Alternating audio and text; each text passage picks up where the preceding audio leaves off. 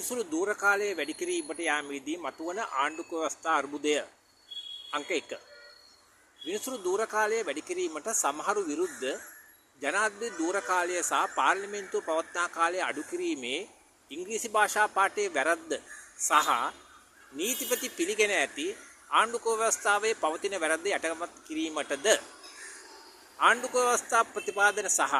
ආණ්ඩුක ව්‍යවස්ථා සංශෝධන කෙටුම්පත් ශ්‍රේෂ්ඨාධිකරණ තීරණ නඩු තීන්දුව ඇසුරෙන් පවත්වන 36 වන නීති අධ්‍යයන වැඩසටහන සිංහල මාධ්‍ය 2026 අගෝස්තු 18 වන අඟහරුවාදා සවස 2 සිට 6 දක්වා කොළඹ 7 මහජන පුස්තකාල ප්‍රවේශාගාරයේදී පැවැත්වේ. ආසන වෙන් කර ගැනීමට නීති සටහන් ලබා ගැනීමට විමසන්න. සමායෝජක වෛද්‍ය තිලකපද්මා සුබසිංහ අනුස්මරණ නීති අධ්‍යාපන වැඩසටහන දුරකථන 071 206 33 94